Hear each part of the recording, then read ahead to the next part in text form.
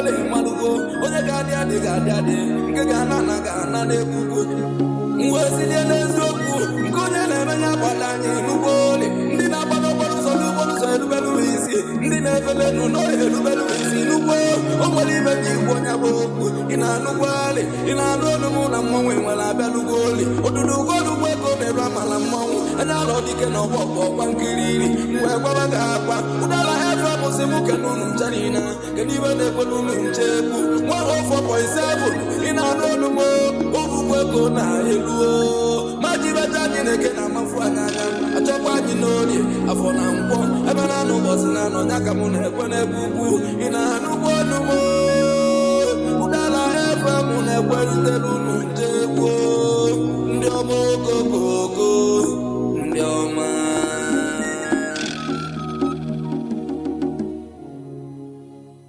Before the bridges came, before the city stretched its arms to the sky, there was a voice carried by the great Niger, whispered in the winds that danced through the Obunike caves, a voice that told the stories of kings, traders, warriors, and dreamers. That voice still speaks. That voice is us. We are Udala Radio, 104.7 FM, seriously authentic.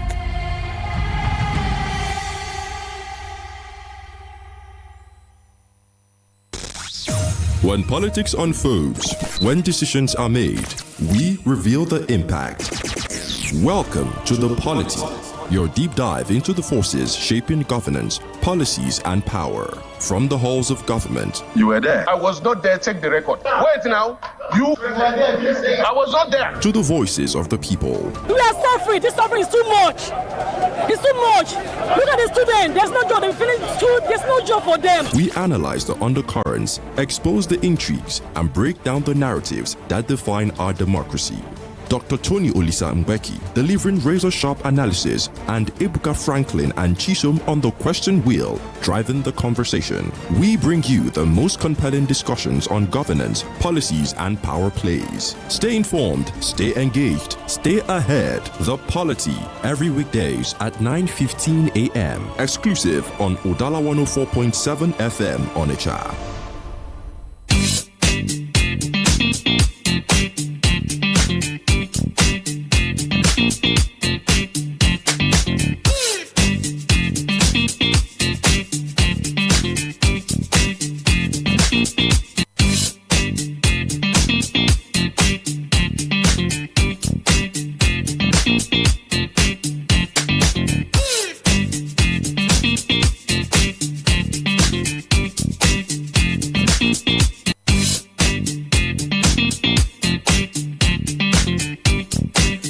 Okay, so thank you for staying tuned to the Radio 104.7 FM. It's 16 minutes past 9 a.m. and we are glad to have you join us today on The Polity. My name is Franklin Ebuka and I'm with Tony Odisambeki this very morning. Good morning, Tony. Good morning, Ebuka. Good morning, Nigerians. Good morning, the good people of Southeast. Good morning, India Nambara. Good morning, Ndonicha Do Nidu. Good morning, Ndi Osumohu. Good morning, Ndi Onitsha Main Market. Wherever you are listening to us from, we are happy to be here.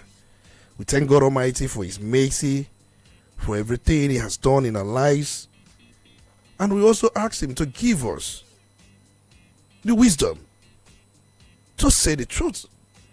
And we also ask Him and implore Him and implore the Holy Spirit to always take control in everything we do, in our thoughts, in our sentiments, in our bias, to always direct us and direct our course and make us to say those things that will better humanity, because that's the bottom line of whatever we do, to make sure that humanity is at all times served.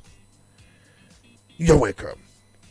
All right, so it's to the edition of this very program, this 27th of January 2026. For those of us who have been thinking and asking when will January come to an end, we are getting to the end of January, and next is going to be February. So those resolutions we made by the turn of the year, I hope you are still keeping to them.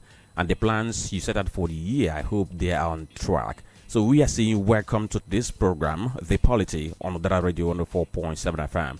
We are live on our Facebook page, Udala Radio 104.7 FM. Get on the page. There is a video up already, so that that can help you join the conversation. Drop your comments, and at the same time, like and share that very video.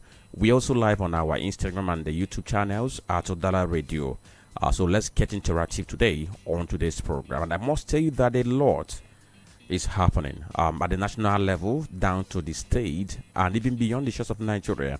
I talk about national level. Yesterday, the DHQ, that is Defense Headquarters, confirmed that there was indeed an attempted failed coup on the government of President Bola Ahmed Tinubu, and those who were arrested, they have been facing disciplinary measures. Don't forget that there were speculations.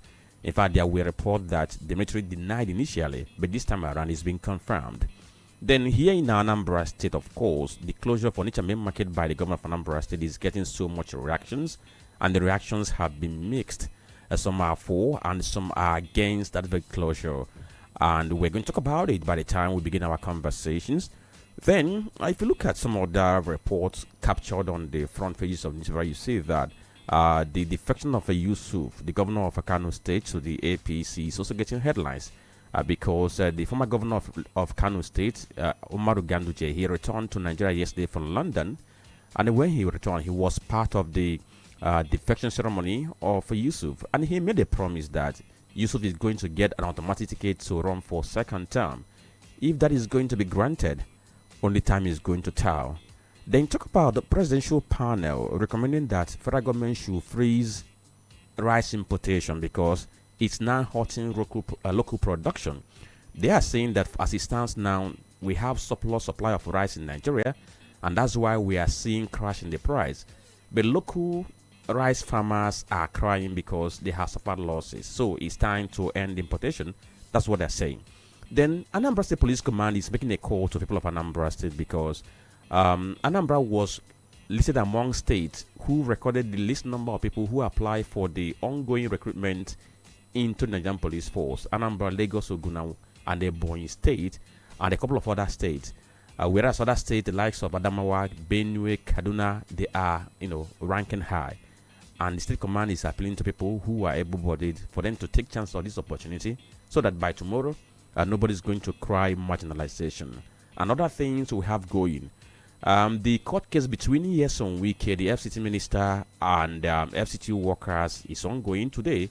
The court is going to give a verdict on what Wike is asking. Yesterday, we saw the video of how workers were running after the motorcade of Nyesom Wike. And from that, too, we also saw the video of Nyesom Wike where he was, where he fired out alongside some government functionaries to bid farewell to Mr. President. So we saw the kind of thing that happened between him and the president, where people were saying he was waiting for the hand of Mr. President for that very handshake and what have you. So we have plenty of drama and a lot of things covered in today's conversation. So we urge you to stay with us because we are going to serve you all these things that are on our menu.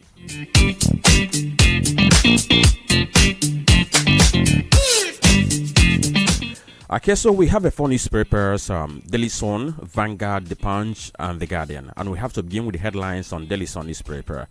Beside the nameplate, the headline there says, Osun local government, tenure elongation illegal in democracy, Governor Deleke tells APC.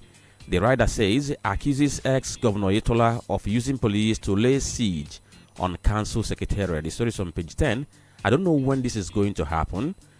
Two parties to the suit are laying claim that the judgment favors them. An appeal court gave a judgment, and two sides are claiming that judgment favored them. And the issue is this unclarity in recent court judgment. Is it intentional or just people's mischief? Then another headline we have on the front page of military of Sun says, military opens up on coup plot against Tinubu. You can see the story on page 8 of the Sun newspaper. It has riders, officers found to have cases to answer will be arraigned before appropriate military judicial panel (DHQ). Court martial of 16 officers to begin soon. Another headline says Soludo shuts Onitsha main market for 7 days over sit at home. The story is on page 16. It has a rider as Anambra closes 54 health facilities over quackery. And then another headline says strike FCTA workers urge to sustain solidarity as union hails massive turnout in court. The story is on page 25. Customs surpasses 2025 revenue target by 697 billion naira, hit 7.28 trillion. The story is on page 2. And the last headline we have on the front page of the Daily Sun says a hearing in final forfeiture suit of UK property linked to Yuseni Ozokeme stalled. The story is on page 4. It has a rider. AGF takes over Ozokeme's trial. Okay. Then over to Vanguard newspaper, we have the big headline that says coup. 16 indicted officers to face court-martial DHQ. The story is on page 5. It has a rider says panel will ensure fairness due process. 50 million Nigerians use hard drugs. Marwa. The story is on page 8. Marwa is the chairman of NDLA in Nigeria. 50 million Nigerians use hard drugs. That's the stats coming from him. My defection is in interest of Kano people, Governor Yusuf. The story is on page 28. And then this one says, gunmen abduct 26 in Zamfara community, set shops ablaze. The story is on page 6 and 7, or rather, pages 6 and 7 of Vanguard newspaper. And there is a rider there that says, tension in Ondo community as gunmen abduct proprietors, shoot 3. 13% derivation. FG plots coordinates for new disputed oil fields. The story is on page 19. Osun local government tenure elongation illegal, undemocratic, Adeleke. The story is on page 10. On the sports column, Super Eagles, NSC confirms contract extension talks with Shell. It has a rider that says meets with NFF Tuesday or Wednesday. The story is on page 31 of Vanguard newspaper. CBN upgrades OPay, Money Point, others to national licenses. Check page 28. UK property scandal. AGF takes over ICPC's case against Ozekeme. It's on page 9. 2027, Tinubu's running mate. APC dismisses speculations over Shetima's replacement. Check page 9 of Vanguard newspaper. And the last headline on the front page of Vanguard says, when bulldozers rumbled in Makoko. The story is on page 15 of Vanguard. The writer says claim of 100-meter demolition from power line and ASQs.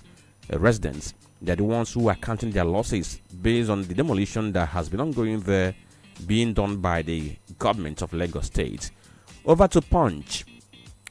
The big story says military investigation ends. DHQ moves to arraign alleged coup plotters. The story is on page 2 and it has riders. Military finally confirms plot to overthrow Tinubu government. Inside the plot to breach presidential villa security. DHQ awaits presidential go-ahead for military tribunal. This one says deadly winter storm hits US, 17 killed, flights grounded. The story is on page 20. I must say that the kind of weather now that we have in some European countries is quite freezing. Some countries are running at a minus degrees Celsius. Then another headline here says NDLE arrests 336, destroys 207,000 kg cannabis in Ondo State. The story is on page 5. NDLE arrests 336, destroys 207,000 kg cannabis in Ondo. LG power tussle. Osun APC kicks as Adeleke slams Oyetola. The story is on page 20. On page 22, the story there says 2027, Ganduje assures Yusuf of APC ticket after defection. And beside the nameplate of Punch, Alaafin Showun absent as Makinde kicks off Oyo 50th anniversary. The story is on page 20. And this one says presidential panel recommends freeze on 1 trillion naira rice imports. The story is on page 21. Strike. Court decides today as FCT workers demand weekend's removal. The story is on page 7.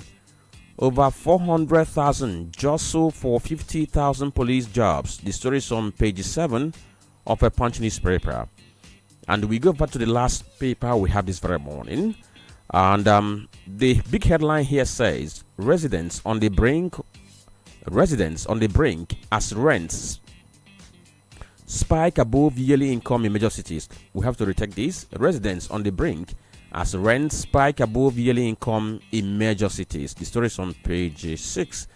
And these cities are cited or located in the southern part of Nigeria. Oil spill worsens in Ogoni 1 month after FG's intervention. The story is on page 27. Adeleke orders APC officials to vacate local government secretariat. Check page 5 of The Guardian. APC tightens grip, sweeps Yusuf Muftwang, Atiku's son in widening realignment. The story is on page 6. 50 million Nigerians consume illegal substances. Marawa declares. It's on page 4. Soludo orders 1 week closure for Onitsha main market over sit at home. The story is on page 9. And this one says DHQ to court martial indicted officers in coup plot. It's on page 3. Don't let 2027 politics undermine governance. CISLAC warns National Assembly. The story is on page 3. Tax laws. NAVGA demands probe. Sanction over alleged alteration. The story is on page 2 of the Guardian newspaper. And these are the headlines we have this very morning on the front pages. And of course, next is going to be for us to get into the analysis and a whole lot that we have to deal with. Don't forget, we are live on Facebook, Udala Radio 104.7 FM.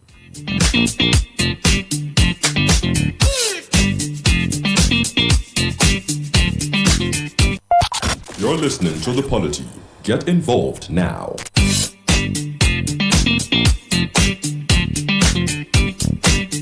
And of course, you are listening to The Polity on the Radio 104.7 FM. It's now 9:30 a.m. My name is Franklin Lebuka, and I'm with Etonu Disambeki on today's program. We have to begin analysis, and we have to begin from home on what happens to be the most trending thing in the country now. Because even those who are outside Nigeria, they have caught the frenzy of what happened in Onitsha yesterday, talking about the action of the governor of Anambra State when he went to main market yesterday and found out that traders were not at the market as he instructed. And he said, from today, this market is going to be closed for 1 week. And after 1 week, if I return and nothing has improved, there's going to be another closure of this very market until normal economic activities return to Onitsha main market. And ever since that happened, it's been frenzy here and there. There are people who are for that very action of the governor, and there are some who are against it. But the issue is, what are the issues in this whole thing? And we're going to take our time to make analysis of all the issues that have been raised in that very development. And in the course of the program, of course, we have to speak with a lawyer so that he can offer a second view on the legality questions surrounding the action which was taken by the governor of Anambra State yesterday. But before we begin this proper, I think it will be right for us to hear from the governor what he said yesterday when he got to the main market and found out that the traders didn't open their shops as he instructed. So let's get to hear from the governor first. Some of you will be up here. I want to thank and congratulate those of you who are here. Hear me. Anambra Gademma. I've come with a message. I'm just from Oka. Everywhere is open. Government offices are open. Markets are open. And people are going about their businesses. Then you come down to Onitsha. Come down to main market. The once reputed market as the largest market in West Africa. Okay? Yes, sir. And it is, listen, I have just driven all the way from the junction with Ose to this place.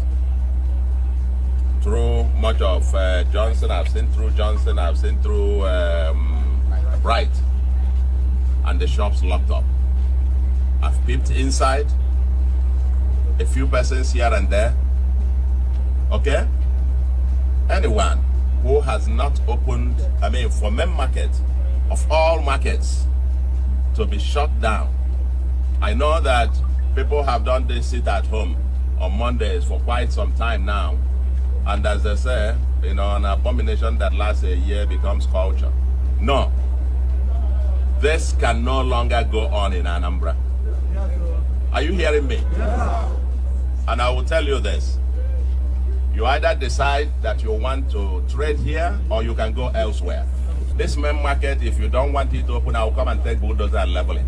And I'm very, very serious about it. I'm not joking. Going forward, any Monday, any shop that is not open will be locked for 1 week. And let me tell you this. As I'm speaking to you now, when I finish this whole main market and all the adjoining these things will be locked down for the whole of this week. There will be no market anywhere here. Each Monday will come. If people are not in their respective shops, it will be shut down again.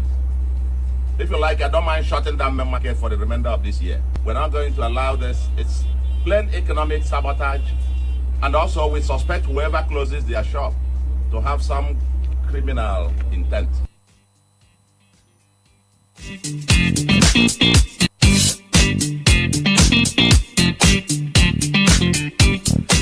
Okay, so we just listened to the governor of Anambra State, the statement he made when he got to main market yesterday, and it was in that statement that he announced the closure of Onitsha main market for 1 week because the traders failed to comply with the directive that they should begin to open businesses on Monday. And I must say that since then, it's been Ngigegu.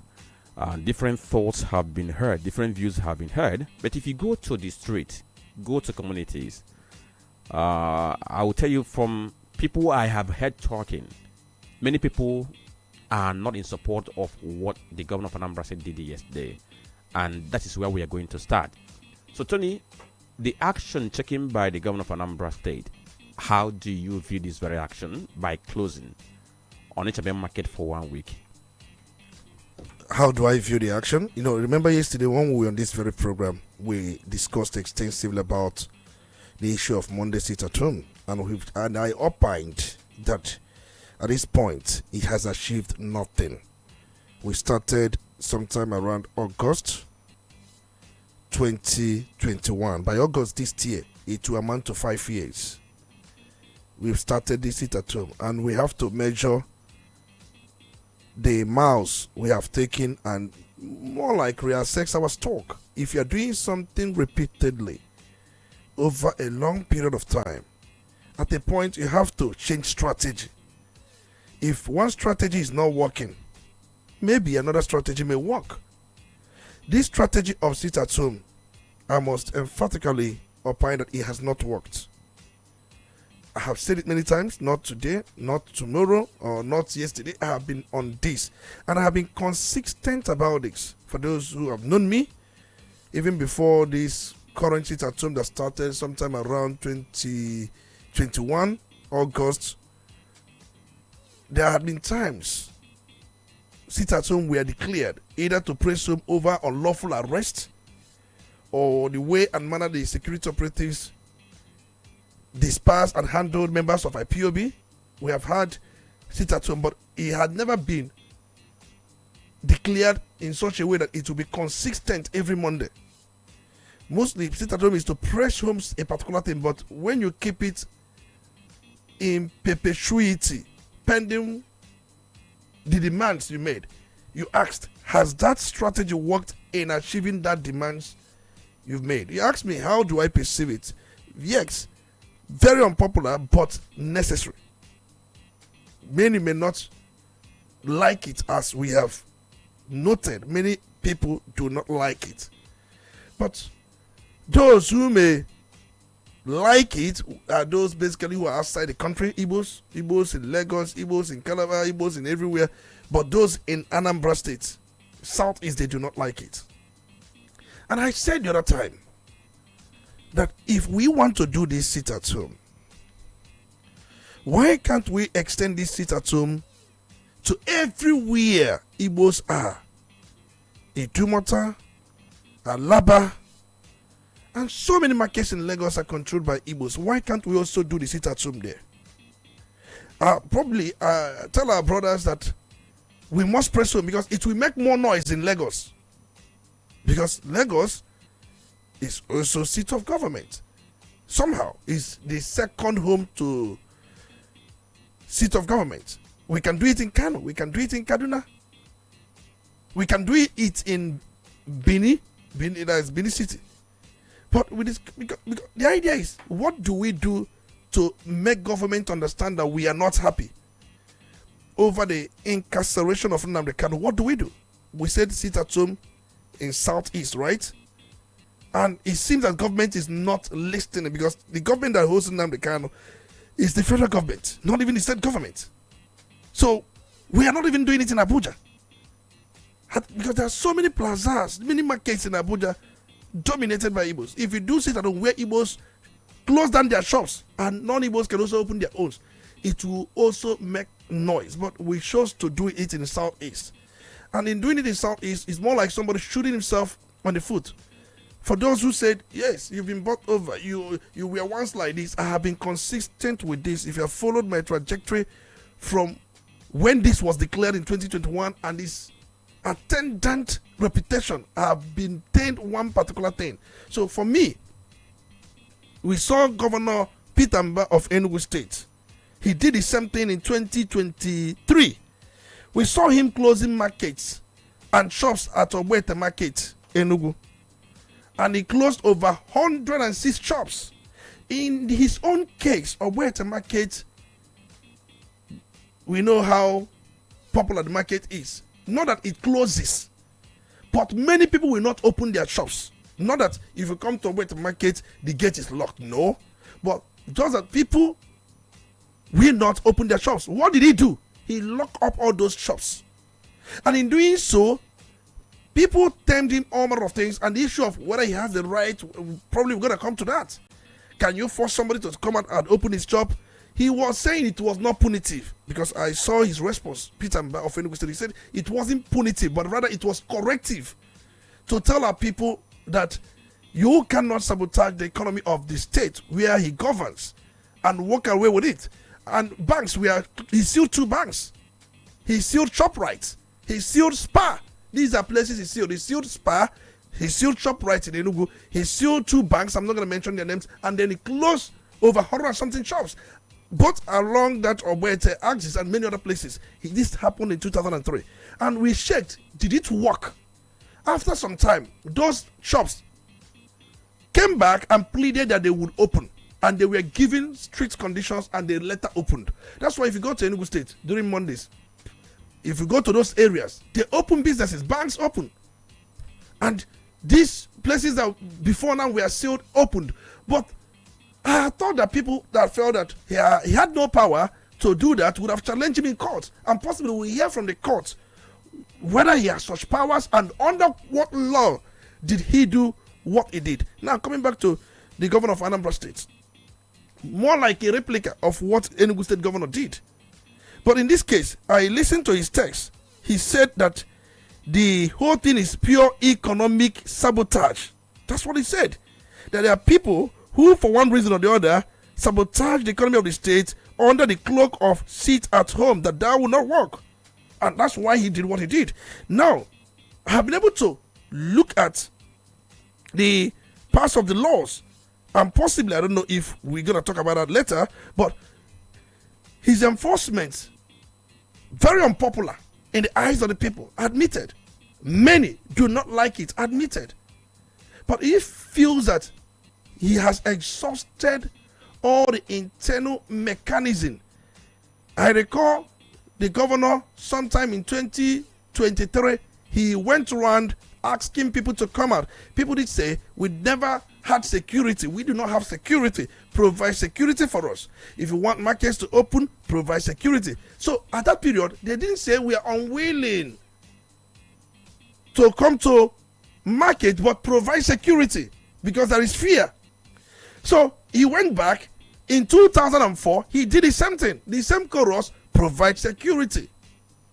He went back in 2005. He did the same thing. But this time around, before 2005, he went and set up Agoda HM the best way to be in solidarity with him, because that will not bring him out. Because the problem itself is something political that requires political solution. And people have always asked, what is that political solution that the governors are doing? So you are saying that the governor has exhausted any other means of consultation, moral suasion, assurance, orientation, other than this face-off we are having now, from what you just said. Now, how do you now look at how do you look at this very action? Because to some persons, what the governor did was dictatorial and oppressive. But I read an article which was written by Udala Kabuo. He said it was a show of leadership. So how do you put this? Is it a show of leadership, or the governor trying to use his power as the chief executive to compel people to do things against their will? Well, it depends on what you refer as leadership. And for some people, when we say leadership is relative. Leadership is more like leading the people right, not leading them wrong. You first and foremost ask what the governor did. It could be unpopular, because when something is unpopular, it means that majority do not like it. But is it in the interest of the state? Because that's the most important thing. So who is the state here? The state we're talking about, who is the state? Let's define that. The state is the government and the people. That's the state. The government and the people is what constitutes the state. There are times your parents may take certain decisions for you. You may not like the decisions, but for them, the parents, they feel that these decisions are in the best interest of you. As the decision could be, you may oppose it as a son of your father, a daughter of your father. We don't like this, but we are looking at the long run. And now people will say, yes, this decision or closing of shop is very dictatorial, very this, very that. But just like I said earlier on, the governor said it's economic sabotage. And what is economic sabotage? Let's define economic sabotage. That's what the governor said. He said he acted based on the fact that there is an economic sabotage going on, that it is no more legitimate or symbolic protestation, but it has turned into something else. But economic sabotage refers to deliberate acts aimed at undermining, disrupting, or damaging a country's economic life, public services, or lawful commercial activities, especially in a way that threatens public order, national security, or the well-being of the people. Economic sabotage, if you go by a law, is criminal in Nigeria.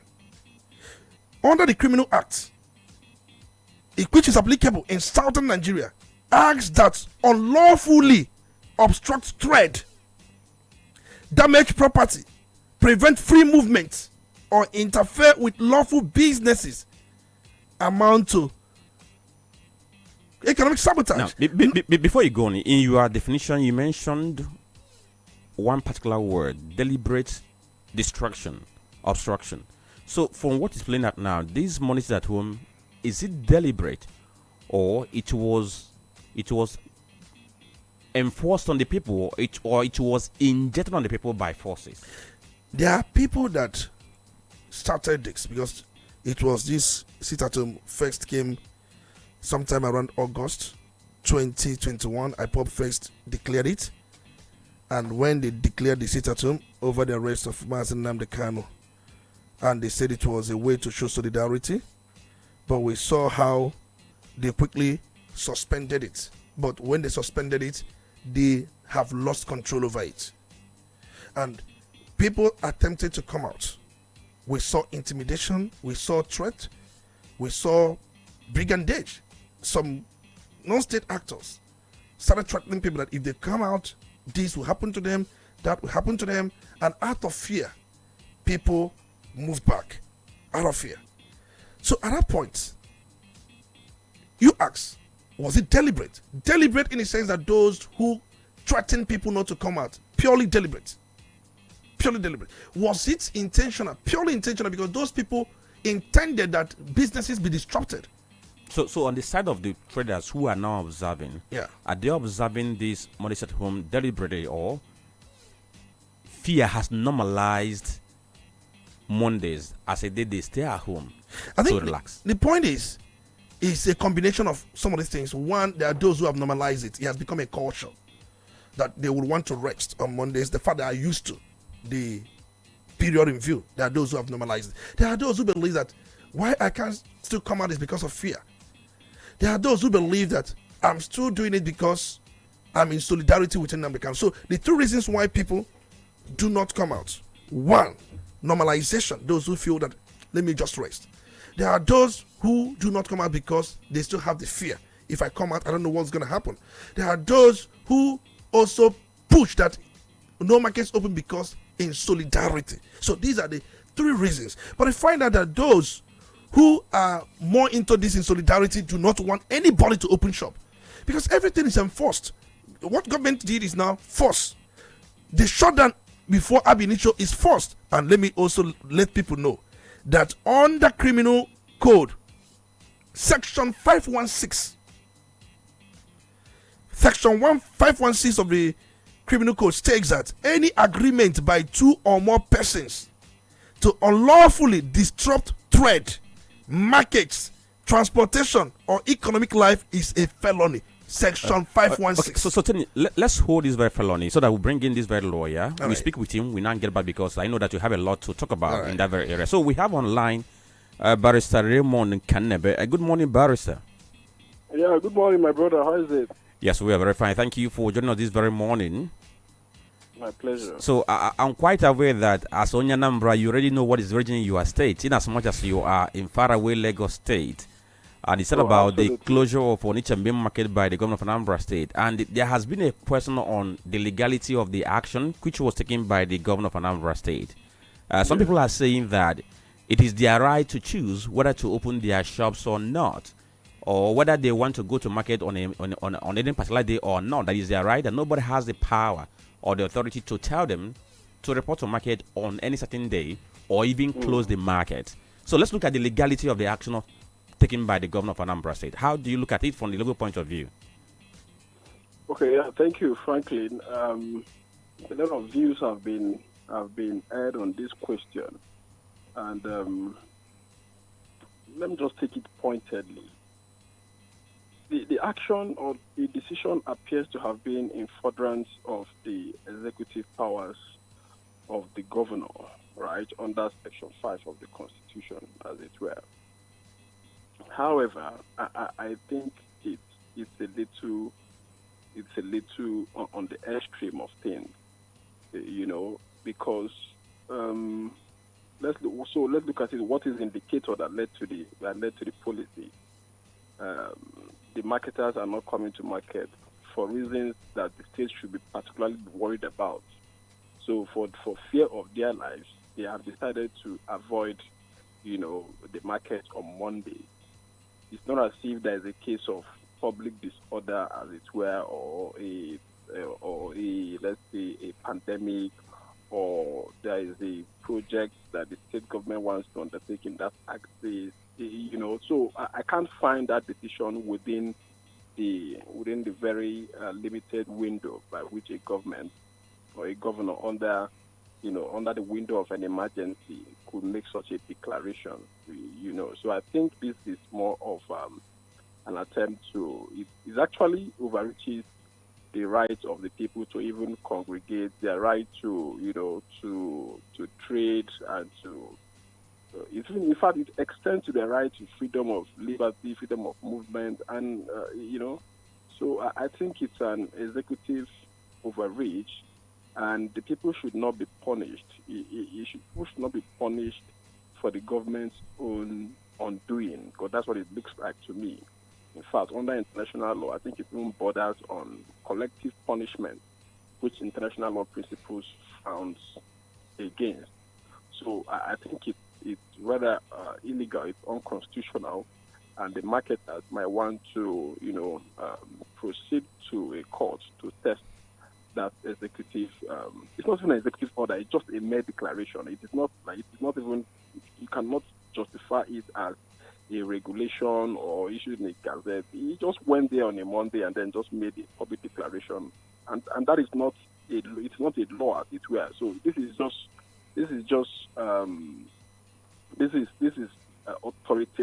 authoritarianism dressed up as a policy, in my view. Okay, so the governor based his action on economic sabotage. And if you look at economic sabotage, it's somehow codified in the laws of the country that the government has the responsibility to rise when there is this economic sabotage by certain kinds of persons. So how do you look at this? Economic sabotage on the part of food. Section 14 sub 2b of the Constitution says that the security and welfare of the people shall be the primary responsibility of government. Now, the people who are avoiding the market, they are predicating it on security concerns. So if the government has failed in that respect, you don't tell people how to respond to a situation that the government has proven unable to checkmate.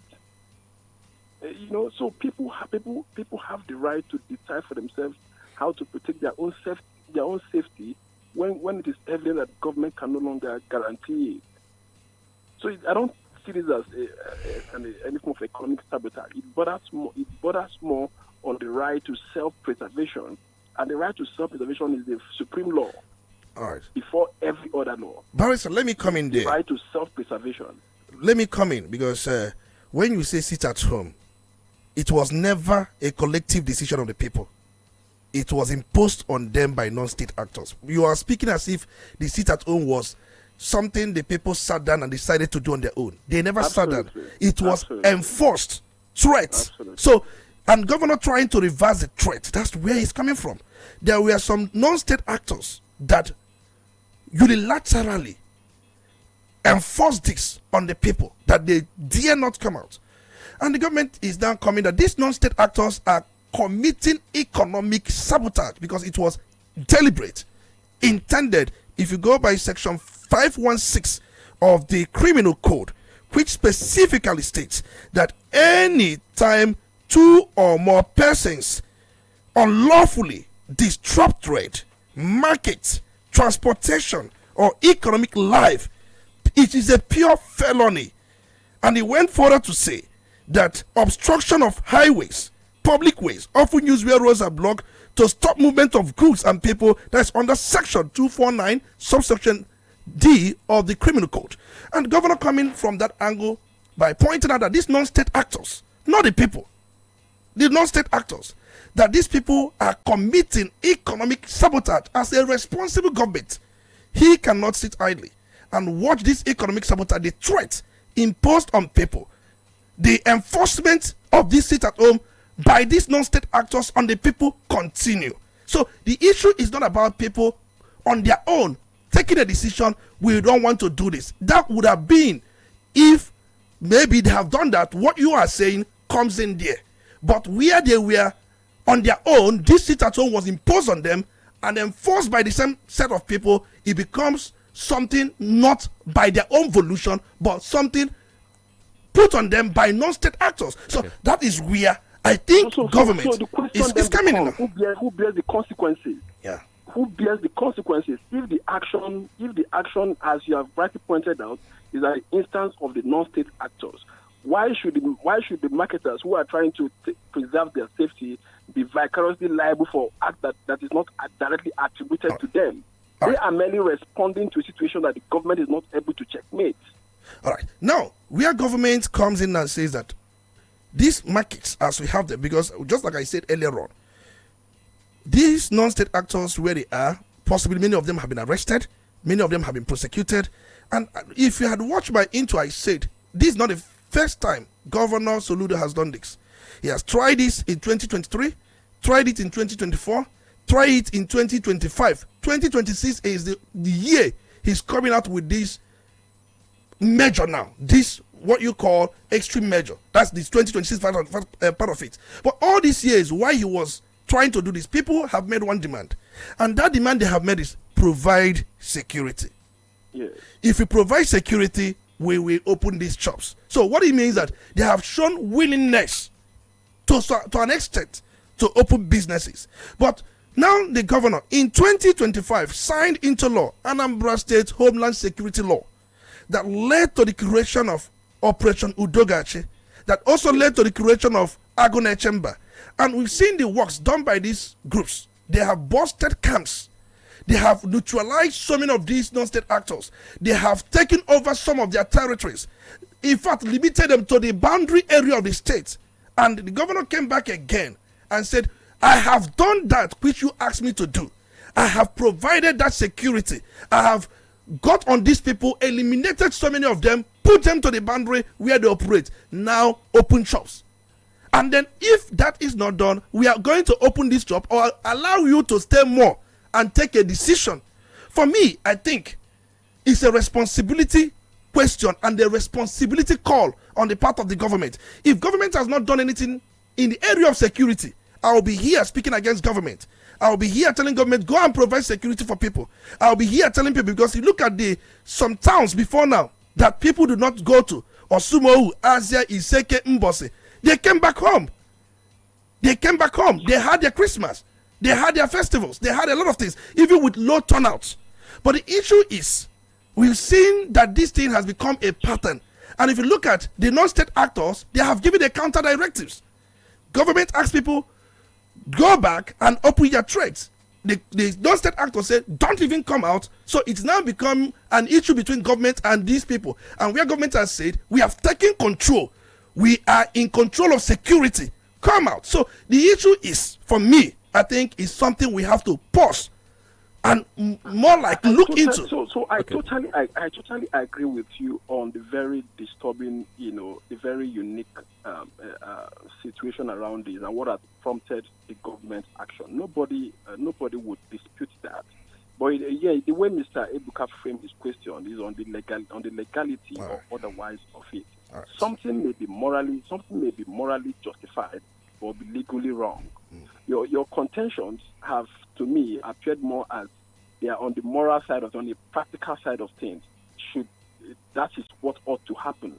But in terms of the strict black letter law, I think it infringes on the constitutional and even fundamental right of the marketers who are now being punished by the governor by saying Monday, Tuesday, Wednesday, Thursday, Friday, the market should be locked down. So between Tuesday and Thursday, by asking them not to come out and trade, that is a direct breach of their fundamental right. Okay, Barrister, now, I think I got this thing down where you're coming from. So you're saying the closure of the market for 1 week is an encroachment on the fundamental human rights of the traders, right? Of the marketers. Okay, absolutely. now on the other hand, the governor asking the traders to return to business on Monday, is it an encroachment on their fundamental human rights?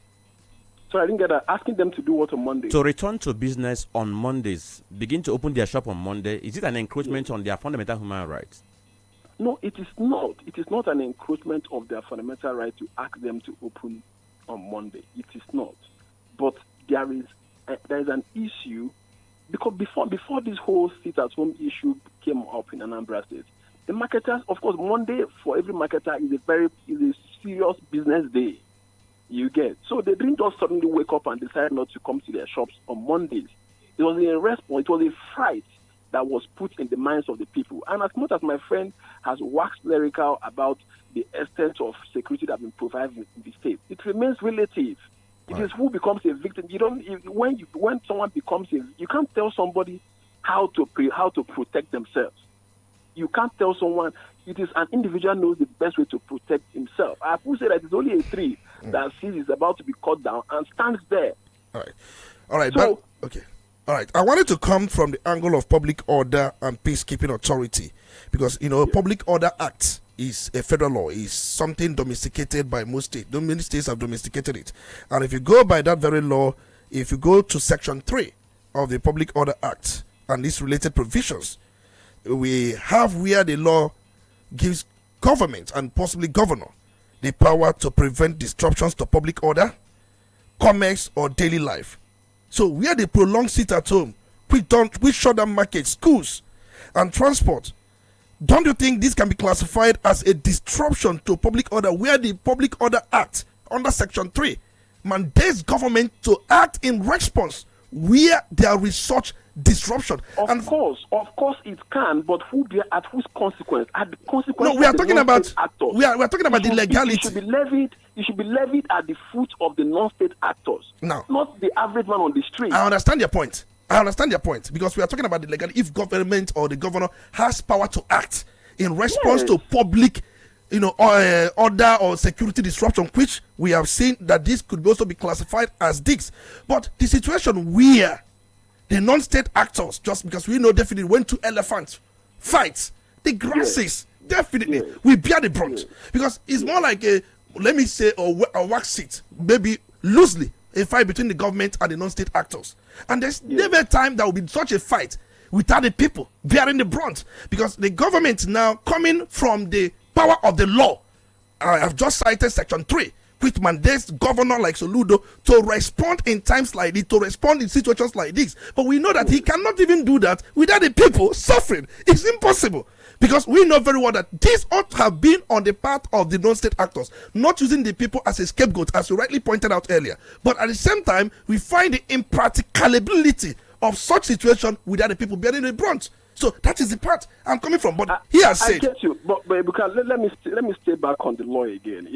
To the extent that what Soludo has done borders to me like an emergency measure, I think it also infringes Section 305 of the Constitution, which gives the president, which gives a governor to declare a state of emergency, but of course at the pleasure of the president. If a governor wants an emergency measure in his state, he can only do that through the president, and it was voted by 2/3 members of the House of Assembly of the state that will give him the clearance to invite the president to declare an emergency. If my friend is saying public order, good and fine, but it should be contextualized within the framework of the Constitution. So I ask now, where did the governor draw the powers yesterday in making that declaration? All right. Now, the governor, from the look of things, though I'm not speaking for him. He did not cite, I read the statement. No, he did not cite. There was no reference to any law at all. It was more like. And this is not a banana republic. It's more like administrative directive. Which is it is a constitutional question. No, I'm coming. Hold on. Constitutional question. Hold on. I'm not here to take brief for anybody. He did not cite any law. That's the issue. That's the point. And I'm not going to say he did or he did not. But that's by the way. I'm just saying that if you look around the laws, I'm just trying to situate this. That if he had cited, he did not cite anyway. If he had cited the Public Order Act, Section 3, which even permits him to take such measure, that he did not cite anyway. But at the same time, we also have agreed here that in times like this, government must take certain responsibilities, which maybe they did not also put it in the context that will make people to understand what they're doing. But I like the idea that most times some of these things should be explained to the people and let people buy the idea. I understand that persuasive angle, and we know those things. But I'm not going to say they did this or they did not do this. But I'm saying that under our laws, whether they cited it or not, there are some of our laws which I have cited here that allows them to act in situations like this. No, I don't think so. Any measure, any executive measure or intervention that encroaches on fundamental rights and freedoms that have been even observed, that have also been provided for in international covenant, like the International Covenant of Social and Economic Rights, it must only be derogated within the precincts of the Constitution. All right.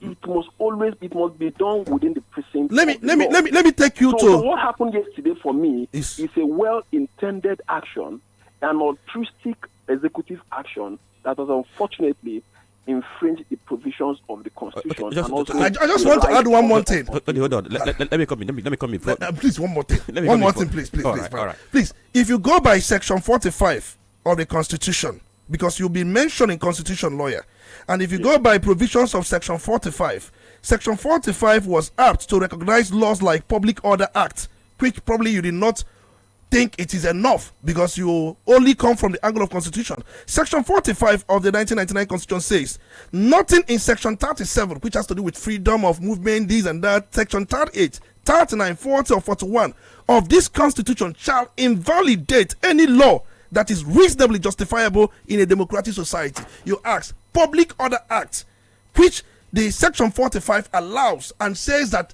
it's these provisions, all these provisions we have under section 39, 37, 38, 40, 41 cannot invalidate provisions of Public Order Act, which the Constitution recognizes.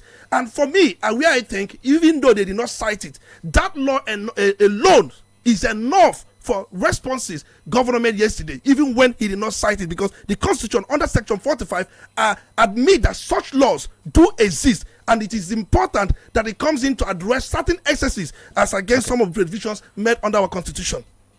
All right, so Barrister, are you still there? Yeah, I can hear you. Okay, so you can respond, because if you want to respond before I now bring the last question that is going to end this conversation. I want to respond. I think the emphasis on public order, in my respectful view, does not cut it, because we don't have a public order situation evidence that the Public Order Act could be applied to. There is no state of riot. There is no rioting. There is no mass protest. Nothing of the sort at all, for you to rely on the Public Order Act to justify what the government But there's a disruption of transportation, disruption of movement, disruption of these things. These things are disrupted. If you come down to Onitsha, it's not about the market closing. If you come to Onitsha now, you find out that let me just articulate my point. Right. The fact that the marketers, for security concerns or sentiments, have refused not to turn up to their stores on Monday, in my view, does not raise an issue of breach of public order. It does not, because there is no insurrection, there is no mass protest, there is no mass violence in the state that you can rely on the Public Order Act to justify. So I have to make that distinction. All right. Where I have a different view, when I feel that when there is disruption of movement, disruption of public utilities and supplies and services, for me is purely something that, caught the public or the disorder or the public order we are talking about here. It's not about the market. I'm not restricting this to the markets alone. We are also looking at some other issues associated with this. That's what I'm looking at. I'm looking at it from a broader perspective, not just the market closure. Let me come here. Let me ask you, because I need to ask the question before we get to leave. So Barrister, if you look at the argument of the government is saying that, as it stands now, if you go to Oka on Mondays, people are now opening up for businesses. Markets, schools are opening for businesses, and it's now wondering why Onitsha is still lagging behind. And then government said we need to arrest this issue of economic sabotage, and that was why the government took the action the government took. Now, for the people who are making arguments on the issue of human rights, now look at the other argument that people have advanced. They are saying that for the fact that the sit at home was not even a choice, wasn't a choice by the people having an issue. Rather, it was forced upon them by a non-state actor, which ordinarily government is not supposed to allow to thrive, because if it thrives, there's going to be disorder in the society. That's number one. Then number two, they're also saying that by the virtue of the fact that on Mondays we have sit at home, that the rights of other people who want to go for their businesses are also being encroached upon. And in this very case, government cannot allow some other people's right to be encroached upon. So why we talk about the right of the person who chooses not to go for his business, then what about the right of the other person who wants to go for his business? Exactly. So how do we balance all this? No, Mr. Ebuka, we have to get some things right here. You cannot punish a victim. You can't punish a victim. A victim cannot bear the consequences of the state, of a state action. Those marketers you see there who have not come to on Monday, they are bearing economic losses already by the mere fact that the state could not provide a secure environment for them to operate. And I will take this question further. What is the emphasis with Onitsha main market? What about the marketing? What of the core market in my hometown? Who is there? Why is the government not interested in also applying the extending that policy to there? Why? What is the emphasis with Onitsha main market? If at all his policy is justified, then he should operate across the state. Because in the hinterland, the sit at home also operates heavily. I was at home during the Christmas and I witnessed it first-hand basis. So what is the emphasis for Onitsha? Why single out Onitsha? All right. You apply the policy across the whole state. All right. You asked a very important question. Why Onitsha? If you go to some of these places you mentioned, They won't come there. You see a seal. If you come to Onitsha main market yesterday, it's a market because we live here. Maybe you stay in Lagos. If you come to Onitsha main market, it's practically sealed. For me, for the fact that the market is practically sealed, it is an encouragement on those who would love to come and trade. And the government is saying, unseal it. If you unseal it, allow those who want to trade. I also allow those who do not want to trade not to trade. It's not a case of you must come and trade. It's a case whereby leave it open. Those who want to trade, let them trade. Those who do not want to trade, they have their reasons. But we as a market will be practically shut down 100%. And then you say that for government to give instruction that it continue to be so until it is completely opened. For me, it's a way to save the right of those. Somebody like me, I would like to go to market on Monday, but I cannot go to market on Monday. Is that not? But you said government cannot punish victims because you understand that. But the idea here is this. I have said earlier on, there's no way government can come in between without the masses bearing the brunt. I'm not saying that the governor has done right or has done wrong or has done this, but I'm saying these are measures to save those who would want, for one reason or the other, to do things the way they would want. It's a democratic society. If we must practice democracy, allow people to air their view. If I air my view, you'll find out people will insult me for not agreeing with them.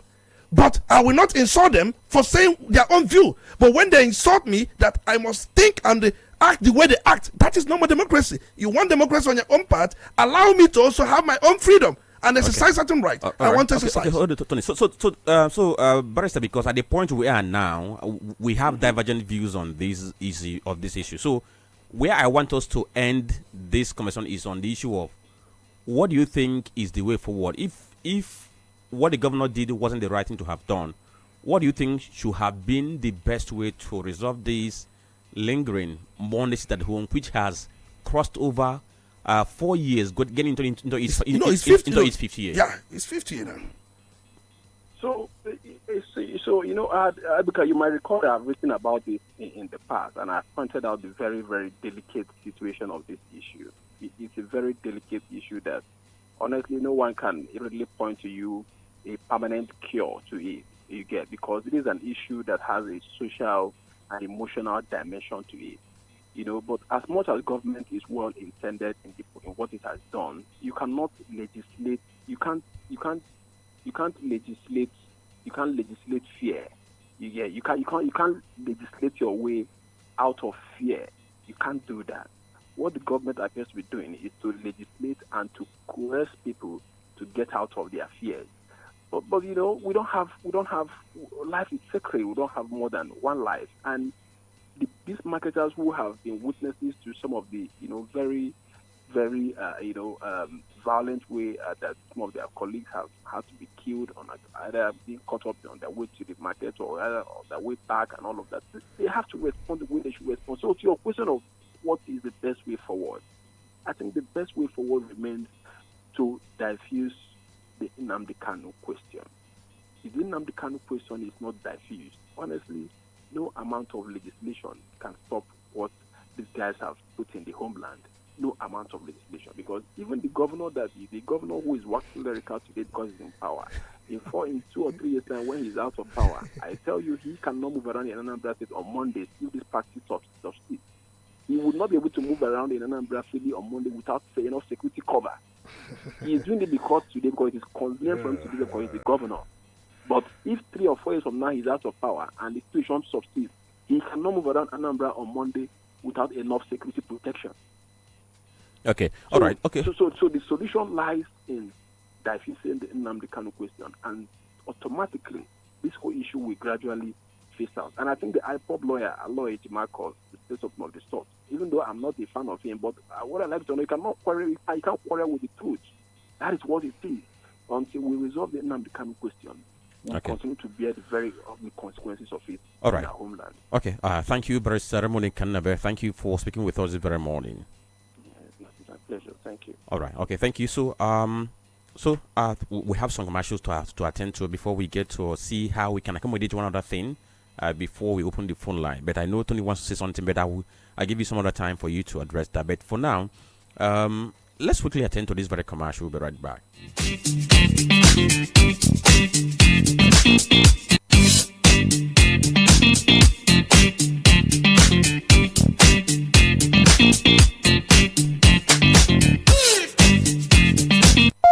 You're listening to The Polity. Get involved now. 104.7 Udala Radio. Measles and rubella are deadly diseases. They spread fast, can cause blindness, brain damage, miscarriage, and sometimes death.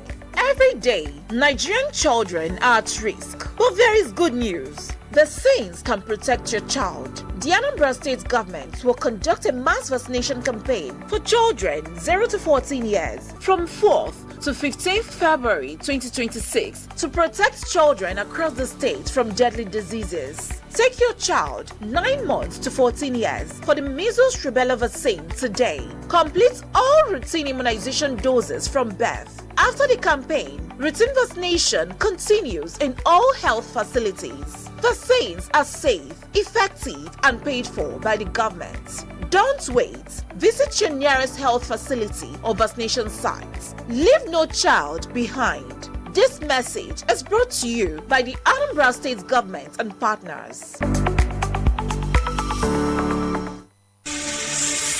Please listen to this important information on your good health. Do you know that many deaths nowadays are caused by ignorance on drug abuse? Do you know that many males and females now resort to the consumption of unhygienic concoctions for the treatment of various diseases? Do you know that some even take their lab results to traditional healers for interpretation? Now listen, abuse of scientific or traditional drug destroys the body system mechanism and it kills. Consumption of expired, adulterated, substandard and unpasteurized traditional herbal mixture could lead to health complications. So detoxification of the body and restoration of the functional organs is always necessary for your good health. This message is sponsored by Anti-Drug Abuse Incorporated Headquarters, Annex Sunshine Hospital, number 4 Obanye Street, Onitsha, Anambra State, Nigeria. 08033206819. Drug abuse is an enemy to your good health. Be warned. Join Anti-Drug Abuse Health Education every Wednesday by 8:45 a.m. on Udala Radio 104.7 FM Onitsha.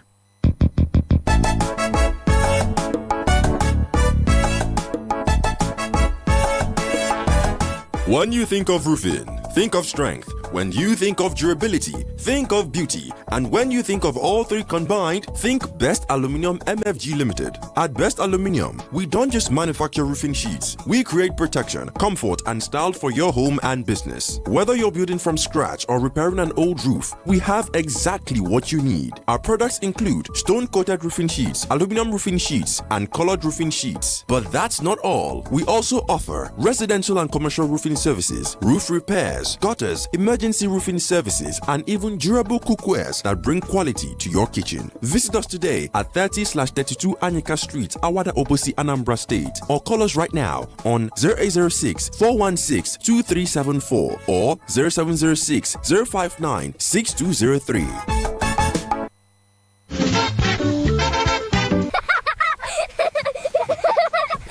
Ọrịa arụbara na ọrịa osinikuku akpọrọ rubella bụ ọrịa ogbu na nwayọ. Ha bụ ndị nke na-agbasa ngwa ngwa ma bụrụ nke na-akpatara mmadụ ịkpụ isi, imebi ụbụrụ isi, atụ ọpụọ, ọtụtụ mgbe na-abụ ọnwụ. Kwa ụbọchị ọbụla nwatakịrị ụmụafọ ala Naịjirịa nọ n'ihe egwu mana enwere ozi ọma, ọgwụ mgbochi ga-echekwaba nwa gị. Gọọmenti Anambra Steeti bụ ndị na-achịkọba ọrụ ịgba ọgwụ mgbochi malite n'ụmụaka ndị a mụrụ ọhụrụ wee ruo n'afọ 14 nke ga-amalite site n'abalị 4 ruo abalị 15 nke ọnwa February afọ 2026 iji wechekwaba ụmụaka nọ n'ime steeti a pụọ na ya bụ ọrịa ogbu na nwayọ. Kpọga ụmụaka gị malite n'ọnwa 9 wee ruo n'afọ 14 maka ịgbagha ọgwụ mgbochi nyere ọrịa arụbara na ọrịa osinikuku akpọrọ rubella tata. Gbaa ụmụaka gị ọgwụ mgbochi ndị a niile malite n'ụbọchị a mụrụ ka. Ọ bụ na agbachanya bụ ọgwụ mgbochi ndị a ga-agakwa n'ihu wee na-agba ya n'ụlọ nlekọta ahụike niile e nwere n'ime steeti a. Ọgwụ mgbochi a dị mma ma na-alụ ọrụ gogo. Ọ bụkwa nke a kwụrụ ụgwọ ya site n'aka gọọmenti. Nya bụ echenekwa ka agwa gị gaa n'ụlọ nlekọta ahụike ọbụla dị gị nso ma ọ bụ n'ebe a na-agbanya bụ ọgwụ mgbochi. Abrapụkwana nwa gị n'akụkụ. Ozi a si n'aka gọọmenti Anambra Steeti na ndị ga ha na-ejikọtara aka n'ọrụ ịgba ọgwụ mgbochi. Quality bread, Wendy's bread, for your family breakfast. Wendy's bread. Apache chande to yellow. Wendy's bread. Mama, papa, they like Wendy's bread. Chicha nyandu. Wendy's bread. Even children, they like Wendy's bread. Oh, Wendy's bread. Wendy's bread. You get it better, tasty, we go sweet your belly. Wendy's bread. Wendy's your bachichoma. Wendy's bread. Wendy's bread, tasty bread. You can contact us on our official address, 2nd Business Park, Enugu Road, GRA, beside CPS, Onitsha, Anambra State. We also have another branch at St. Michael Plaza at Tani Road. Also contact us on 070-1149-1571. Wendy's bread, your tasty bread. Wendy's bread. Udala Radio 104.7 FM. Seriously authentic. You're listening to The Polity. Get involved now.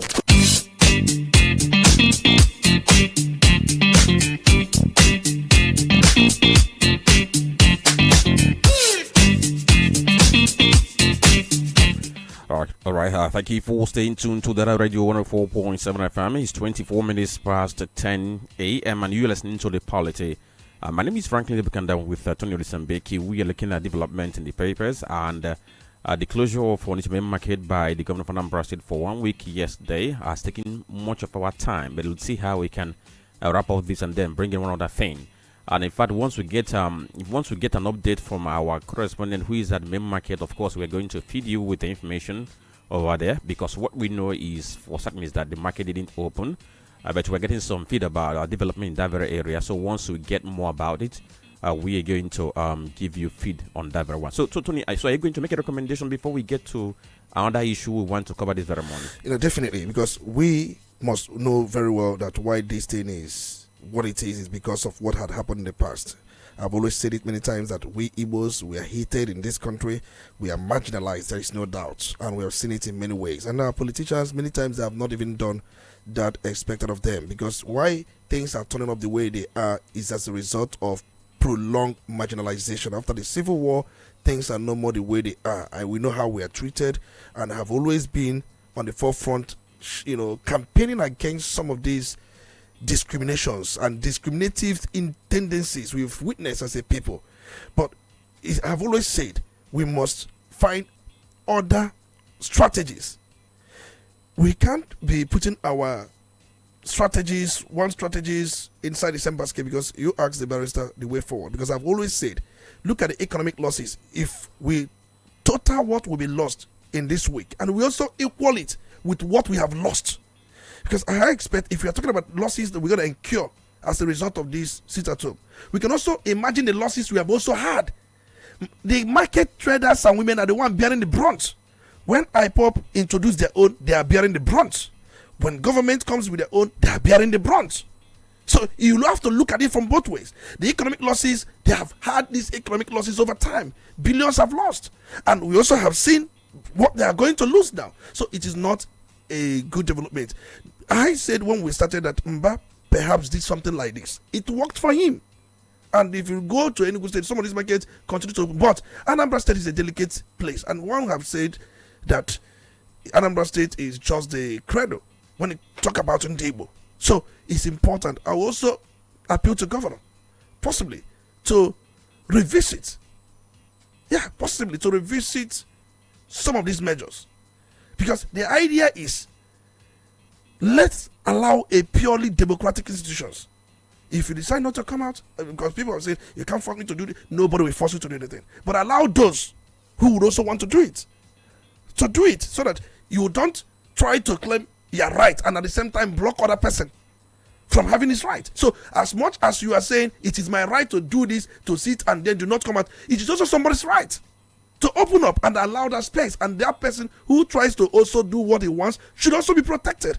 That is where democracy works. Okay, so finally, the military has confirmed that there was actually an attempted coup on the government of President Bola Ahmed Tinubu, and then they gave details after many persons have been asking questions regarding this, and initially the military denied that it wasn't a coup attempt, rather it was people who were detained for military disciplinary issues. So now that community has confirmed that, what does that say about the solidity of our democracy that we're on? I think at first they started by denying the incident. It's a very, very unpalatable situation. I know they may have wanted to manage the situation, manage the development, and make sure that things are properly done before they get to the public. But the public have already known. They have already known. So letting us know that certain military officers, I looked at the names published, one brigadier general, I saw colonel, I saw lieutenant colonel, I saw many people in that rank. I also saw major, many of them that will be facing court martial, that they attempted to overthrow the government of President Bola Ahmed Tinubu, which is treasonable. That's treason. But apart from that, we'll also find out why these officers may have wanted to do what they're doing, because we must always try to treat cause of any issue, just like we're talking about the sit-at-home. We know that the issue of Nnamdi Kanu should be taken serious. His continuous detention is something that Southeast leaders, we saw last where Governor Lex Oti went there, he went to the prison in Sokoto and met with him, and he told us that ongoing discussions are on, that he will be released soon. We've seen Governor Soludo also when he was in Abuja DSS custody. He was there too. He met with him and we saw the photographs, and he came back and told us that there is a sustained pressure on the part of the Southeast leaders to ensure his release. But we are waiting, and because that's the root cause of some of these things we are seeing. So the need to address the cause is important as we are talking about this issue of overthrowing the government.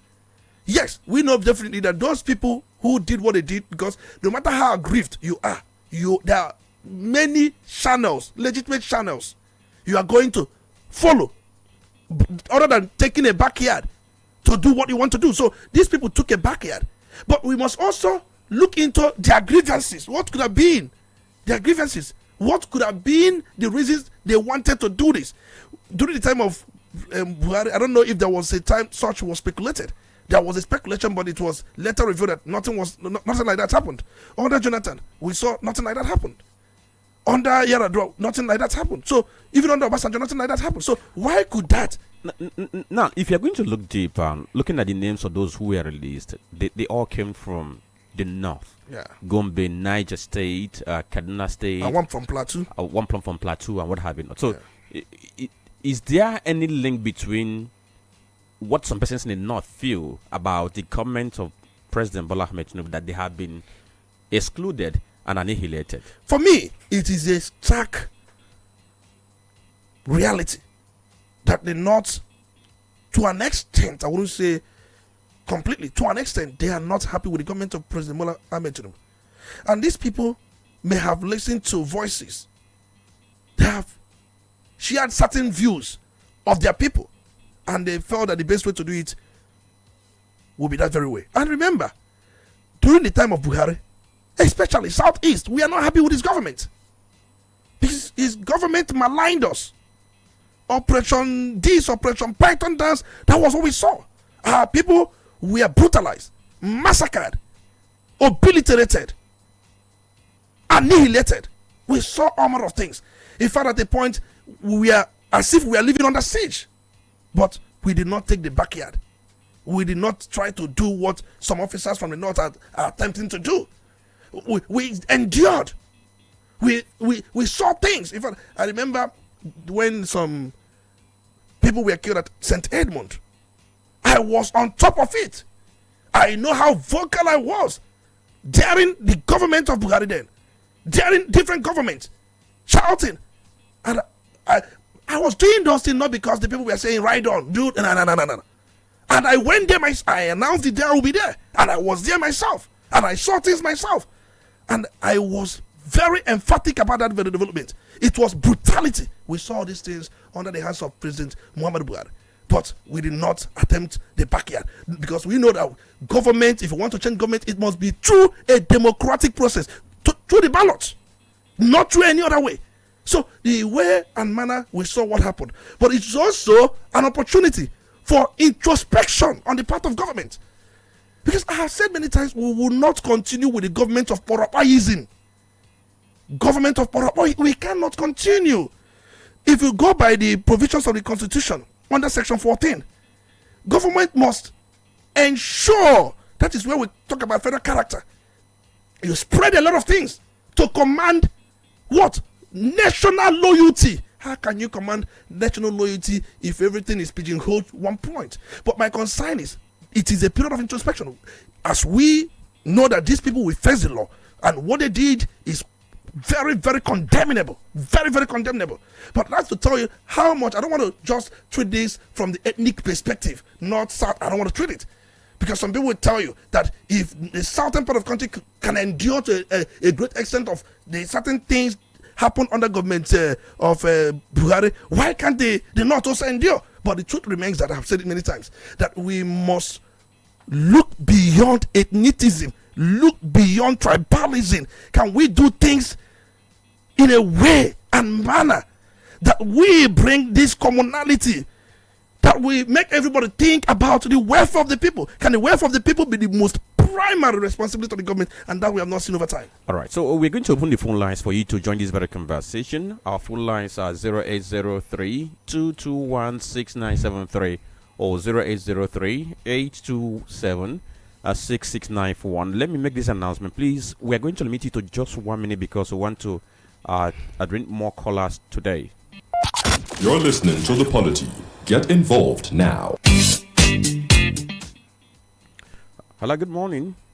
Wonderful morning to you, Franklin Antonio Isambeki. Good morning. Yes, good morning. Honorable Deacon, I'm calling from Onitsha.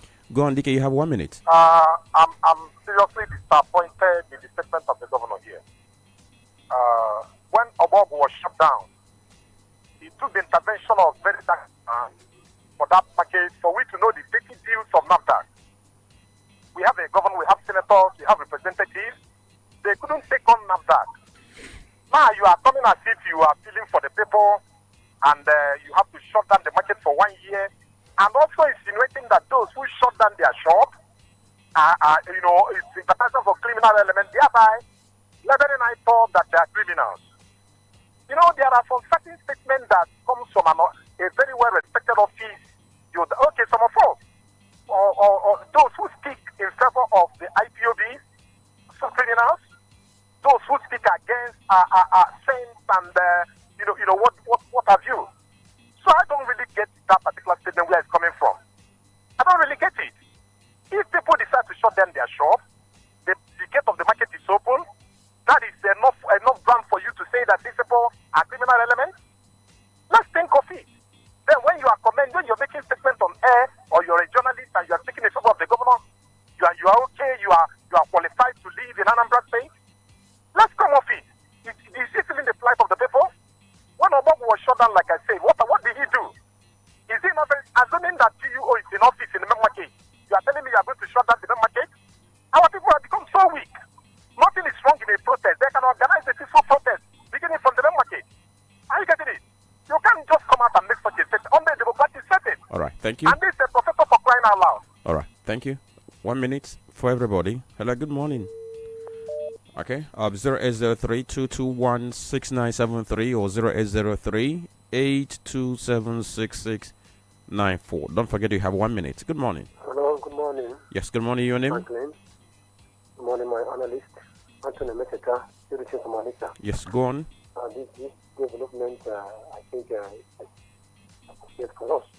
And I begin to note that when we say politicians are always the same, how our governor just clandestinely mooted his idea until he got his second tenure. That is when he reached to read his family. If he has begun this thing before the election, he knows the views of the people. But now he decided to step on toes. I consider align with what the barrister asked, because the sections that are cited Public Order Act and Section 561 of 516 of the Criminal Code, talking about when two or more have an agreement to disrupt. And I'm asking, what is the disruption here? What is the public disorder here in this question? Because when one decides to abstain or to choose that on Saturday he has sacrificed it for his religion or for his family, and a government make a pronouncement and start making criminality, is it that person disrupting public order or movement. I have not seen anybody that disrupt the movement in this Monday. But we have seen how some persons are trying to blackmail the public to seem as if the innocent citizens are disrupting public peace, public disorder, so as to enact the Public Disorder Act, Public Order Act, to impose an infringement on people's. So for me, it's a quiet plan created by the governor that immediately he clinches the second term ticket as a governor. He can unleash whatever thing he has as executive power. So exactly. All right, thank you. Thank you. Please, you have 1 minute. Let me stress it again. Hello, good morning. Good morning. Yes, good morning. Your name? Emmanuel, calling from Onitsha. Emmanuel, go on. Okay. Please, this inclusion of market, I don't abide by it. I don't abide by the idea of the governor closing the market. Because most people at that market, majority of them are supposed to get employment by the same government. Yes, they find their way into the market, and the government went and closed the market. I think this is a breach of human rights. I'm saying it.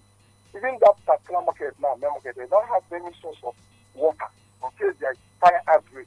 The government is not providing necessary things for them to make that market viable and habitable. Yet, he went ahead and closed that market. There are certain provisions in case of maybe fire outbreak or even carrying those fuels that led to the market, or even clearing, giving proper sanitation, employing people that will clear those dirty environments in the market. No, the government is not doing that. Yet, they went ahead and closed where people have their resources, livelihood. I didn't think this is proper. Even those media people will stand and be talking, they will divert from the main people. If the people are being lost by the government and they feel their blood, that sit at home will have come for a long time because the people felt that they are not even they are not the government don't even care about them. There is nothing people benefit from the present government. Inside that market is supposed to have a borehole. All right, thank you. Thank you. 1 minute is gone. Please, let's try to abide by this very 1 minute. Hello, good morning. Yeah. Badmos from Onewe. Mr. Badmos, you have 1 minute. It's 10:40. Good. I just want to state it very clear. The duty of the journalist is to hold the government accountable. But it is laughable that the journalists we have in Nigeria are the ones that are holding people accountable. It is the work of the journalists to hold the government accountable, and it's not the work of the people. Now, let me go straight to the point. The issue of the closure of the main market, it is wrong. The governor is wrong. And I don't think the closure will stand. I don't think it will stand. Thank you. Okay. But Badmos, I disagree with you. Journalists are not holding people accountable because if I tell you what journalists have been doing in this very country, I doubt whether you can do an inch of it. Hello, good morning. Chief Dr. Tony Obuna. Good morning. Yes, good morning. Thank you, Nebuka, my dear brother. You are blessed. Good morning. Yes, good morning. You have 1 minute. I am grading Ezra Agego, putting the airwaves from Asumoro. Tony, I have a question for you. So you told us that on every Monday sit at home, that Anambra State loses a humongous amount of money rolling into millions or billions of naira. And that tantamount to economic sabotage. Shutting down your market for 1 week. Is it not economic sabotage, or is it helpful to the cost of Anambra State? Even after 1 week, the markets will be shut down for 1 month. Those shutting downs, don't you think there are economic sabotages by the governor? Away from that, let me tell you, and the Anambra State governor, That is not the right thing to do. Right. The people are not, after what happens on the Monday sit at home, the traders are happy. The act of loyalty shut down their activities in the market for a day in solidarity to Martin Nandekano. All right. Thank you. Yeah, 1 minute has elapsed. Good morning. Hello. Hello. Good morning. Hello, good morning. Yes, good morning. Your name, you have 1 minute. Tell us your name. This is Sunday calling from Esbrobe. Go on, Sunday. Yes, as a government, people don't just think that government will fold their hand and looking some certain things happen. Me, I have said it like some time. Even in my village here, they are attacking. These people at home can't give us anything. We are just punishing ourselves. Is it only Igbos in the southeast that are only Igbos? Go to Alaba market in Lagos. 99% of them are Igbo, but they are trading on Sunday. And then also solidarity, because if they try it, yeah, the governor will shut down that market. They know it. But at times we are using a privilege that we are in Igbo land to begin to do some certain things. When we go outside Igbo land, we will stop it. Those in the United States and the other European countries who are solidarity, are they not, I think they are working an hour and they are collecting their money. Are they not solidarity? Please, to me, if governor will do everything he can do to stop this thing, I will like it. Forget about all this emotion, saying this. 90% of those in the market did not even like it. That of intimidation and fear. If they allow them freely, most of them will open their store. All right. Thank you. Yeah, thank you for joining. I like the fact that you stuck to time. Hello, good morning. Okay, 0803-221-6973 or 0803-827-6694. Good morning. Hello. Hello. Yes. Good morning, Franklin. Good morning. Your name? Good morning. Good morning. Engineer Hannes calling from Onitsha. Okay, go on. You have 1 minute. It's 10:45. Actually, it's just to you. This is at home for long. My mind has already disliked. My mind has already disliked. Because I cannot say 50-50. I will one way say that what governor is this. On the other way, I will say it is not good. But what I'm saying is what he should have done. If I were him, I will first give it maybe 2 days shutdown. After 2 days, then I will come and talk to them. You understand me? Giving it 7 days is so long. And that's why it becomes more cumbersome before eyes of people that are complaining. But personally, I don't think what it has no longer contributes to our distinction of our body. Because we have tried our best. And even though the governor has been trying for it, I remember when he was trying, and we look at it, it's not under giving a fruitful solution. At least let's all record to the governor. They are trying his best, at least getting up to enough security, putting down some criminalism. And of course, if they can fight some last year's back, before establishment of this security. All right. High rates of kidnapping and others, everybody shouting, but that is a better please. I wish I call it the government, let me call it off, but talk to them. All right. Thank you. Thank you for your view. Hello, good morning. Yeah, good morning, Mr. Franklin Ebuka. Yes, good morning. Your name? Dr. Solo Sambesi. Good morning. Good morning. You're welcome, my brother. Obike from Obosi. No time, I proceed. Oh, yeah. Go on. I don't want to say much. Since yesterday, there's just dabble on this issue of sit at home with governor, with this place, with the see. One thing I want His Excellency to do, all let him look very deep. Remember, from P2B to go or Obiano to himself. This is second tenor. Let him do the needful. But for me, as you see me, I'm tired of sit at home. It's not benefiting me in any angle or anybody, no matter how the thing goes. Let him do the right thing.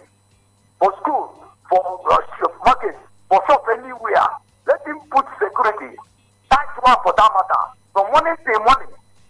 So that people will go out without fear. That's what I'm begging him to do. And that's my case here, brother. You are blessed. Okay. Thank you, PK. Thank you for joining us. So let's see if we can accommodate one more call before we get to rush to our Facebook page to take some reactions. Hello, good morning. Hello, good morning. Yes, good morning. Your name? Good morning, Franklin. Good morning, Tolio Sambesi. You're welcome. It's good to have you. This is Chukwemeka calling from Onitsha. Go on. The issue of closing of main market by our governor. Why didn't he close that market before the re-election of his second tenure? Number one. Then when these people closed Head Bridge by NAFDAC, what did Soludo do? Now I had a person saying that when we go to Lagos we trade, when we come back to this place in Igbo land we will not open our shop. Then this is the same thing our governors are doing. When they go to US, UK, they obey the laws here. They see how their governors are using their money to develop their country. But when they come here, what all they do is to corner our money, keep it for their grandchildren. That is the same thing they are doing. We are not benefiting anything from this, our governors and our leaders in this Nigeria. It is too appalling. So you know this I'm saying. All right. Okay. Why will you go and close the market for 1 week? Okay. The market that is suffering for their own, trying to survive. Soludo is using government money, our money, telling his children and not suffering us. All right. Thank you. All right, thank you. Let's see how we can accommodate. I think we have about 55 comments on our Facebook page, so I don't know how many of them will be able to accommodate. All right, so it's a Chuku Raso. It says sit at home, a collective stand with a collective stand in solidarity with Martin Danikano, and Obin Williams Ramparisino Kato says, could Tony to please tell us where people were accosted or disrupted for coming out on Monday? There is no market in Anambra State that closes on Monday since 3 years ago. Talk more of main market. Because do you think that a market leader would have the guts to close the market after the order? With the governor's Gestapo style of government, this is just a way to punish the people. We got that. Gregory Thaddeus says, I will never agree that Governor Soludo was right to unilaterally shut down the market for 1 week. Only the court of competent jurisdiction will declare their actions illegal. How will those families feeding? Okay. How would those families feed? Or he wants to push them into crime. As long as they are paying their taxes, they have right to sit at home or open their shops anyhow they wish. No one is supporting any form of criminality in Southeast, and that is the bitter truth. Okay. Then this one says it's from Emperor K, watching from New. He says the governor came to Onitsha with heavy security details. Secondly, the governor is the one encouraging economic sabotage because shutting down the market for 1 week and threats to continue if the people fail to return to the market on Monday shows act of terrorism. Okay, market should always start opening on Sundays to avoid the so-called economic sabotage. Okay, and the Sabasnap Igwe says the closure of Onitsha market yesterday generated a lot of reactions across the city, and the question begging for an answer is, where is the fundamental human right as a citizen? The traders, what crime have they committed more than the civil servants, which we all are aware that schools do not open? Okay, school did not open yesterday, especially in Onitsha metropolis. On this subject matter, my speaker, I guess suggests that the governor should trade, or rather, that should be tread, with a caution to avoid putting oil in the troubled water, because these traders are some of them brought into power. Okay, I got that. Then Henry Lu says he's writing from Shola to Onitsha. I said the actions of the governor is dictatorial. Why did the governor leave the substance and be chasing shadows? If you want a tree to die, you target the taproot and not the stems. The arrest of Nnamdi Kanu ushered in sit-at-home in southeast of Nigeria, and his continued detention has lingered at the sit-at-home exercise. I have to cut short your post because let me see the more I can accommodate. Retractor Biagwi Kejku Christopher says the fight to end sit-at-home on Monday is more of a political than what the governor is saying. He's trying to please the center by raising any means if agitation for Biafra and release of Kanu. The government has been collecting revenue from traders without excluding Mondays. Will the governor Okay, would the governor have done this if we were still in an election period? Okay, and then Elechi Benjamin Madabuchi says it's not intelligent enough for you to suggest that the sit at home should be extended to other states like Lagos, Kano, and others. As you rightly mentioned, are those states you mentioned agitating for anything? It's like you suggesting that each time Nigeria government has any public holiday, it should be extended to her neighboring countries because Nigerians are living there. And then, I'm just trying to see how much you can accommodate in as much as the time is against us now. So let me see if I can take the last one, and then we get to wrap up. And this one says Christians are killing Christians in the southeast. A statement made by Soludo. And he also says that 98% of the crimes committed in Anambra State are committed by Ndibo. Ndibo resident in Anambra State. He's saying it's also a statement made by the governor of Anambra State in USA, and he says the kind of professor. Okay, so I'm quite sorry. Please, is it possible that we can address an issue? If an issue is raised, go ahead. I agree, disagree, but don't go to attack somebody's personality. I think that is doable. So, Tony, all that comments, plenty of them now, but we're out of time, so we have to wrap up, Tony. So, how do you summarize? I remember, just like I said, I feel that there is a connection between Igbos and the Jews. I've always said this, and we must learn from them. And today, look at where they are. I remember during their own agitation, especially under British rule in Palestine and so many other things, they did not rely on mass routine sit-at-home orders that shut down daily life independently. Their struggle took many forms: political, migration, institution building, and a lot of things. Diplomatic engagement, but I don't want to talk about that. Our people, I have always said this, I have always shown this love for our people. I have been very vocal about the welfare of our people, and I have never stopped doing that. The welfare of our people has always been paramount to me, and I have always showcased that in my thoughts and my way.